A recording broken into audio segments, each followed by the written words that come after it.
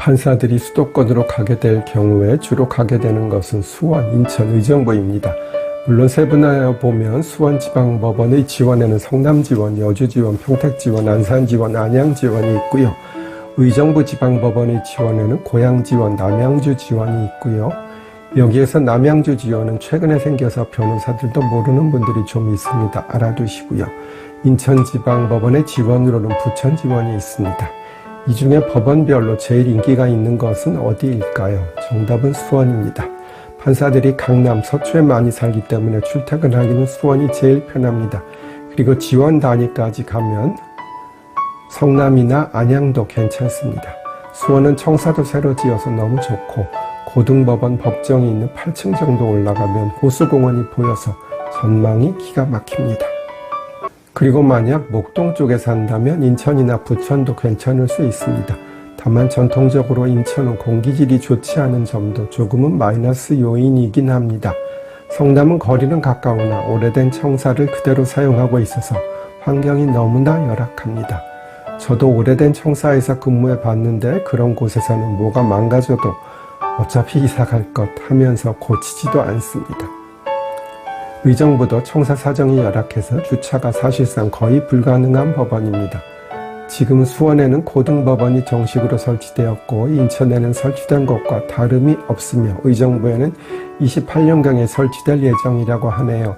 사실 서울 변호사 입장에서는 고등법원이 자꾸 생기는 것이 좋지는 않습니다. 다만 영상재판의 활성화를 기대해 봅니다. 이혼율의 계산은 복잡한 문제이긴 한데 조금 설명드릴게요. 이혼율의 산정 공식은 여러 방법이 있다고 합니다. 예를 들어 2021년 한 해에 결혼한 부부가 19만 건이고 이혼한 부부가 10만 건이라고 합니다. 그러면 이혼율이 50%도 넘는다고 계산이 될 수가 있겠지요. 하지만 이것은 좀 부정확한 것이 여러 가지 이유로 혼인 건수가 줄고 있는데 예를 들어 2012년에는 31만도 넘는 혼인 건수가 2021년에는 18만으로 줄었습니다. 만약 이혼 건수가 혼인 건수보다 많아진다면 이혼율이 100%가 넘는 기현상이 발생할 수 있겠지요. 그래서 사실은 과거에 결혼한 사람이 이혼하는 확률을 계산해야 하는데 그것은 지금 계산한 50%보다는 훨씬 낮다고 합니다. 어쨌든 과거에는 이혼은 많이 쉬쉬했습니다. 그렇지만 지금은 자랑은 아니나 그렇다고 너무 창피하게 생각할 것은 아닙니다. 상대방으로부터의 심히 부당한 대우, 이 부분이 사실상 이혼 중에 상당히 많은 부분을 차지합니다. 예를 들어 폭행, 폭언, 모욕 등이 해당될 텐데요. 사실 이혼을 준비하고 사는 사람이 거의 없기 때문에 나중에 증거가 없어서 안타까워하는 일이 자주 발생합니다.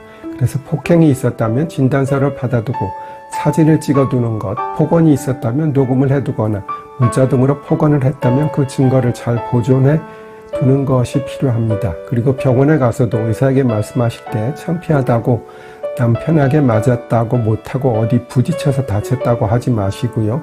사실대로 남편에게 맞았다고 진료 기록지에 기록되도록 해야 합니다. 물론 부인에게 맞았더라도 꼭 사실대로 진료 기록지에 기록되도록 해주세요. 가끔 맞고 사는 남편 있습니다. 사호는 직계존속이 상대방으로부터 심히 부당한 대우를 받았을 경우를 규정하고 있는데 이는 조금 전근대적이라는 비판을 받기는 합니다. 하여튼 법에 규정되어 있으나 아주 가끔 주장되는 것에 그치고 있습니다. 우호는 3년 이상 생사불명인데 이것도 아주 많지는 않습니다. 3년 이상 생사불명이라면 아마 공시송달로 진행이 되겠으니 쉽게 이길 수 있겠지요. 그전에는 딸 가진 죄인이라는 말이 있었는데 지금은 별로 그렇지 않은 것으로 보입니다. 지금의 현실이 당연한 거고요. 사건을 진행해보면 장모와 사이의 갈등으로 인해 이혼이 시작되는 경우가 상당히 많이 있습니다. 물론 시모와 며느리의 갈등도 많이 있지만 지금은 그 비중이 거의 비슷비슷한 것 같습니다. 요즘은 딸 가진 죄인이라 생각하실 거 전혀 없습니다.